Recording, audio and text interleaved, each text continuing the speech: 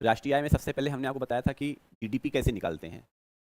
ठीक, हमने कहा जीडीपी निकालने के लिए किसी भी देश की जीडीपी, अगर हम भारत की जीडीपी निकालते हैं तो भारत के लोगों की आय लेते हैं, अब चाहे वो नागरिक हो या निवासी, ये बताए थे। किसी भी देश की जीडीपी निकालने के लिए, अब अमेरिका की निकालेंगे तो अमेरिका के लोगों की आय, चाहे वो अमेरिका का नागरिक हो या अमेरिका का निवासी हो। इसको हमने कहा था आप ऐसे लिख सकते हैं कि भारतीयों भारतीयों के द्वारा जो भारत में है उनकी आय प्लस विदेशियों की आय जो भारत में है।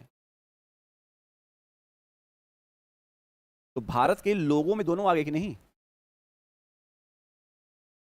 यानी अगर हम ऐसे करें, ये आपका घर है और 2 कमरा आपने किराए पर उठाया है, रेंट 1 रेंट 2। ये आपका घर है, इसमें आप 4 लोग रहते हैं, 4 लोगों से इनकम 40,000 है, ये 2 लोग 10-10 हज़ार किराया देते हैं। ये हैं तो बाहरी, लेकिन ये पूरा घर है ना, तो घर की आय कितनी हो गई? क्लियर हुआ कि नहीं? ये पूरे घर की आय ही सकल घरेलू उत्पाद है, यानी घर की आय 60,000 हो गई, उसमें 2 लोगों की आय 10,000 थी, तो 40,000 प्लस 20,000 60,000 हो गई। यानी जब हम लोग जीडीपी की बात करते हैं तो जीडीपी मतलब ये हुआ कि भारत के लोगों की आय जिसमें नागरिक और निवासी दोनों शामिल हैं। मतलब ये हुआ कि भारतीयों के द्वारा जो भारत में है उनकी आय को शामिल करेंगे और विदेशियों के द्वारा जो भारत में है, ये पूरे घर की आय हो गई, जीडीपी हो गया। इसी प्रकार से दूसरा टॉपिक हमने डिस्कस किया था जीएनपी। तो टॉपिक क्या डिस्कस किया? जीएनपी प्लस, हाँ जीएनपी। तो जीएनपी के डिस्कशन में कहा था कि भारत में रह रहे भारतीयों की आय प्लस विदेशों में रह रहे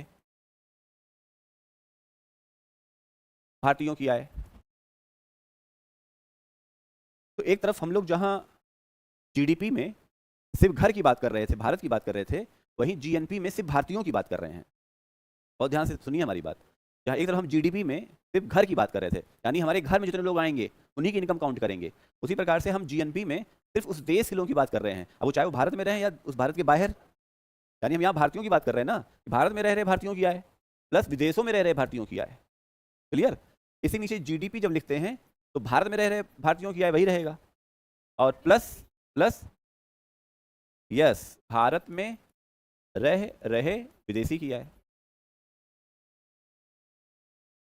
जीएनपी एग्जाम्पल, भाई जीएनपी में जैसे मान लीजिए आपके चाचा विदेश में रहते हैं, लेकिन उनके आपके घर में जुड़ेगी ना। आप आपके घर में कितने लोग? आपने कहा 5 लोग हैं, आपने कहा 3 लोग विदेश में रहते हैं, 2 लोग हमसे यहाँ रहते हैं। 3 लोग विदेश में रहते कितना कमाते हैं? आपने कहा 5 लाख रुपए कमाते हैं। तो आपकी जो घर की आय हुई उस 5 लाख को भी जोड़कर होगी, हाँ 7 लाख।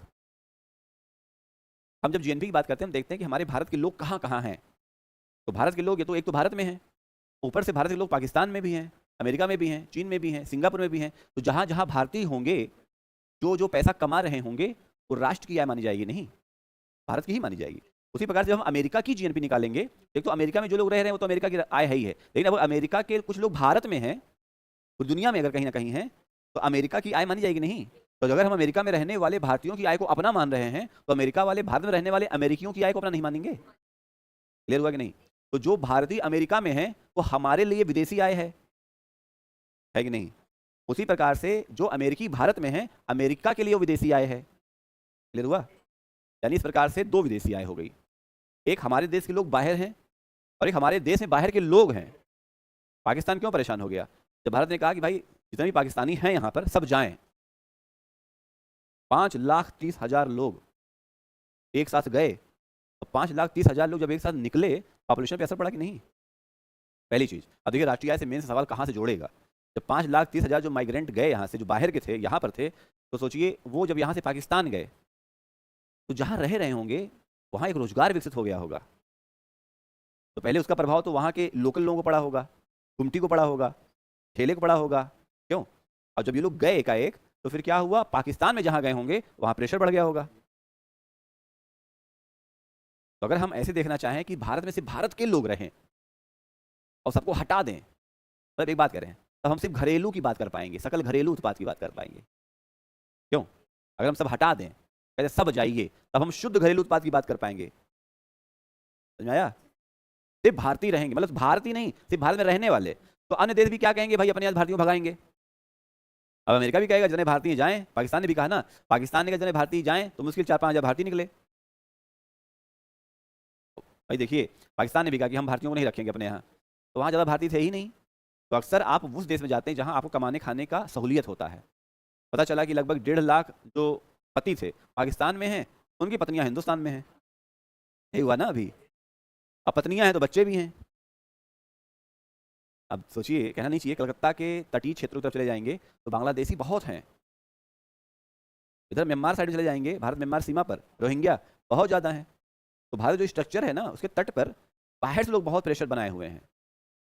अभी आप श्रीलंका तरफ जाइए, उधर तमिलनाडु कर्नाटक होते हुए जाइए नीचे, तो आप देखेंगे कि जो तमिल हैं वो श्रीलंका के गुणगान गाते हैं। असल वो तमिलियन श्रीलंकाई हैं, भारत के नहीं हैं। तो जैसे श्रीलंका के कुछ लोग, अब देखिए जीएस पेपर में इंटरनल सिक्योरिटी भी है, और जब हम आंतरिक सुरक्षा को इकोनॉमी से लिंक करते हैं तो उसे बताते हैं कि जब वो श्रीलंकाई भारत में आ गए तो जो भारतीय तमिल थे उनको भी श्रीलंकाई बना दिए, क्योंकि आपको जोड़ता कौन है, भाषा पहले जोड़ता है कि नहीं। अरुणाचल प्रदेश वाले क्यों कहते हैं हमें चीन ही भेज दीजिए, क्योंकि वो भी चिंग चोंग बोलते हैं, वो भी चिंग चोंग बोलते हैं। भाषा, अब भाषा जब मिल जाती है तो फिर बहुत बड़ी सभ्यता मिल गई आपकी। देखिए, मैं आपसे हिंदी में बात कर रहा हूँ तो आप हमसे जुड़ पा रहे हैं, मैं बांग्ला बोलने लगूंगा तो कुछ देर हंसेंगे फिर निकल जाएंगे। क्यों? अगर मैं बांग्ला में अर्थशास्त्र पढ़ाने लगूँ तो आप कुछ ही देर उस वक्त बस बैठे रहेंगे, नहीं हो सकता हो थोड़ा बैठे रहेंगे, सोचें अभी तो हिंदी में बताएंगे ही, है कि नहीं। अगर मैं इतनी अच्छी हिंदी नहीं जानता तो आप नहीं बैठते। यानी भाषा ने आपको जोड़ के रखा हुआ है, और ये सीमावार कभी खत्म ही नहीं होगा।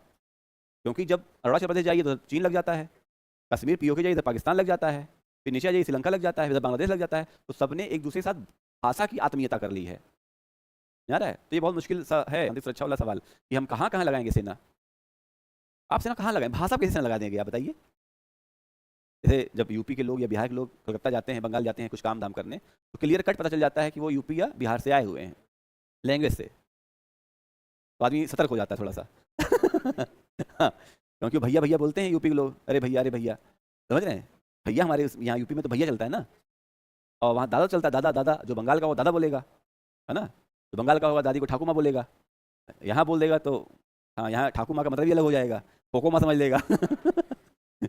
तो देखिए, इकोनॉमी के लिए भाषा का और सारा युद्ध इकोनॉमी के लिए जो आंतरिक सुरक्षा वाला समस्या है वो एक अलग प्रकार का है। अब यहाँ देखिए, जीएनपी और जीडीपी में एक चीज कॉमन है, क्या? भारत में रह रहे भारतीयों की ये कॉमन है। विदेशों में रह रहे भारतीयों की आय को हम लोग मान लेते हैं एक्स, और भारत में रह रहे विदेशियों की आय को हम लोग मान लेते हैं एम। अब इसमें भी रीजन है, लॉजिक है, क्यों मानते हैं। विदेशों में जो भारतीय रह रहे हैं, जब वो विदेश से कुछ भेजेंगे पैसा कमा करके, तो हमेशा डॉलर भेजेंगे। क्या मान लीजिए कोई सऊदी अरब में तो रुबल भेजेगा या दिनार भेजेगा, मतलब कुछ अलग करेंसी भेजेगा हिंदुस्तान में, और वो आरबीआई करेगी कन्वर्ट डॉलर में, फिर डॉलर कन्वर्ट करेगी रुपए में, फिर रुपया आपके घर भेजेगी। मान लीजिए हमारे एक भाई साहब अमेरिका में हैं, तो वहाँ से अगर वो 100 रुपया भेजते हैं तो 100 डॉलर भेजेंगे ना। और चूंकि भारत में डॉलर बढ़ेगा, डॉलर का मिलना ही निर्यात कहलाता है, इसलिए इसको एक्स नाम दिया जाता है, एक्सपोर्ट। और ऐसी सोच भी है कि अगर विदेशों में जो भारतीय गए हैं तो भारतीय तुलना में ज़्यादा कमा रहे होंगे, ऐसा सोच है, ऐसा होता भी है। क्या अगर अमेरिका जा रहे हैं तो ज़्यादा कमाने जा रहे हैं, और भारत में रह रहे विदेशियों की आय, भारत में जो विदेशी होंगे उनकी आय प्रायः कम होगी उनके देश की तुलना में।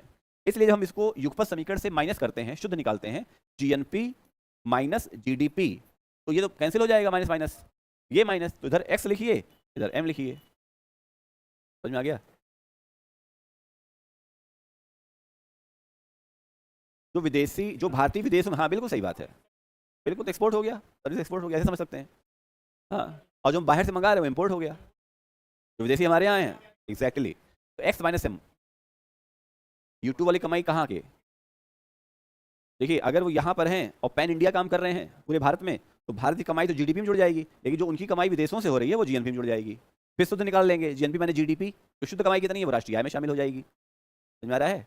इसलिए हर हालत में एक्सपोर्ट बड़ा होना चाहिए और इम्पोर्ट